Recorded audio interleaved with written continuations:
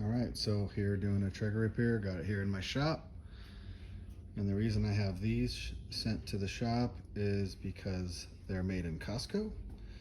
And the only way to get into here, which is basically an auger jam I'm dealing with today.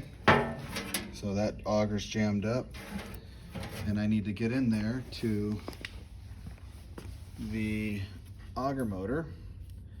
And it's hard to get into the auger motor when you can't get in there because of the way they constructed it. So as you can see, I need to take this off and then you get a wrench on the auger, which is right behind this, and basically unscrew it and then get all the jam out and then put it back together. And for some reason on the Costco ones, there's no way to access this. You can't take this panel off like you can on most Traeger grills. Like I say, there's Traeger grills and then there's Costco Traeger grills, and there's a difference. And this is why. So now I have to take this whole unit off from here, take off all these bolts. There's 1, 2, 3, 4, 5, 6 bolts to take off, and this whole unit has to come off. And as you can see, you pretty much have to disassemble it. You don't have to take it all the way apart, but there's a screw mounted here. There's a hot rod that's embedded into here, which I'm not sure why they do that. Maybe it's because it's a thinner grade steel they use, and they have to have a little protector or heat diffuser on the bottom. As you can see over here, that's what that is.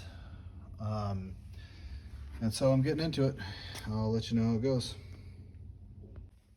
Something that might help you going forward is you do have, once you get this apart, you have to disconnect the RTD sensor because it's connected to the hopper. So that's kind of a pain too, because you think you can just unscrew this, pop this off, and get a small little flathead screwdriver like this to unscrew the RTD sensor in here. But it's not as easy because they zip tie the heck out of this and connect it to the frame, so you can't get this out. So now you have to undo the bottom grate here all the way, pull it out of the way.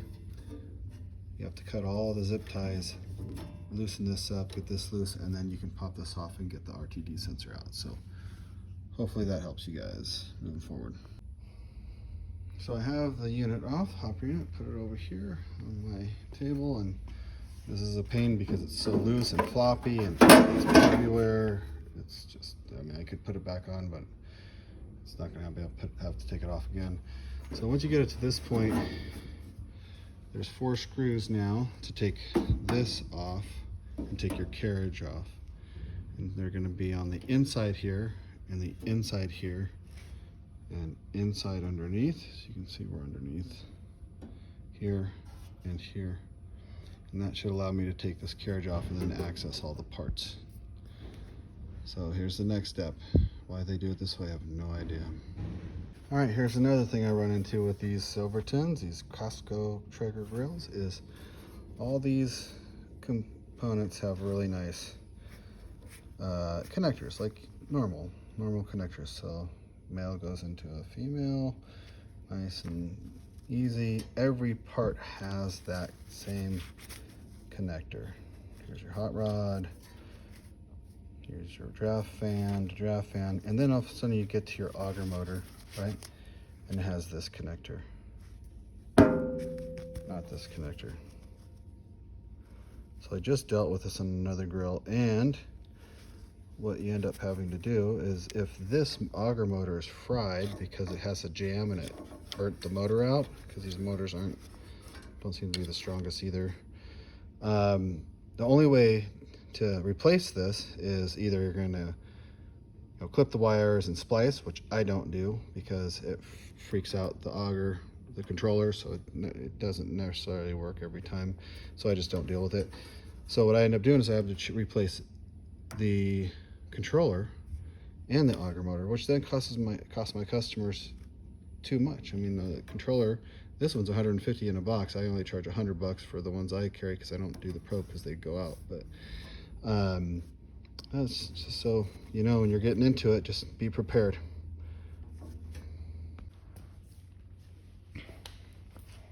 All right, now that I'm in here, I can show you how to free up an auger jam.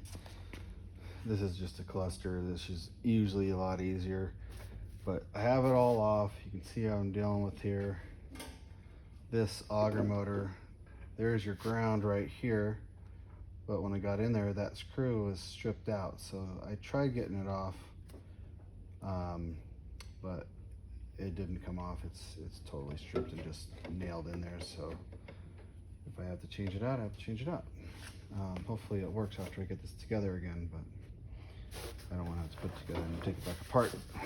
So here it is. I'll show you. Just get a crescent wrench. These are a little bit, like I said, the silicones are just always tougher. You don't have much of a nub here to grab onto. I'm not sure if you can see it, but there's a nub sticking out the auger. All you want to do is grab onto that. I've tried hammering them out, but what you do is you compromise the connection to your auger motor going back in, so you could ruin your auger. So this is the easiest way. A lot of times they'll just come out pretty easy this way. So find the right tension on that auger. On that vice grip, it doesn't have to be super tight. So find it, clips in there. All you want to do is, if you can get it moving, that's all you want to do is get it moving. Hold this. You'll start seeing debris come out. That cam is pretty solid in there. It's moving pretty freely now. Let's see. Get this out now. Okay, looks pretty good. Gotta undo this guy here, and then it should come right out. Like I said, everything's kind of backwards. Like even this right here is kind of backwards too, with the, there we go, with that spacer or whatever, that bushing for the auger. Now that we've freed it up, it comes right out. And you see all that stuff was just cement in there. You can see it's just dark charcoal looking stuff. So all we're gonna do is pull this out, and what you're gonna use is the auger to clean it up as you go. All right, so we got it all put back on. This was a pain. They just give you no room between here and your auger to get it on. So if you're DIYing this yourself, then you better have some small fingers. So we're gonna plug this in and do a tester, because I don't want to have to put it all together and then find out if the auger motor doesn't work. So I'm gonna plug this in. One thing you gotta remember is that this will not work without an RTD sensor connected. So since I'm a Traeger repair guy, I have these extra, but if you're just doing this on your porch, then you have to figure out a way to get this back over to the grill over here and connect this to test or troubleshoot or test it before you put it all back together and make sure everything's working right. So let's go ahead and turn this on. Probably should have done this before recording, but we'll see. Looks good. All I plugged in was the auger motor. Now it's turning. Sounds good. I'm going to kind of give it some tension to see.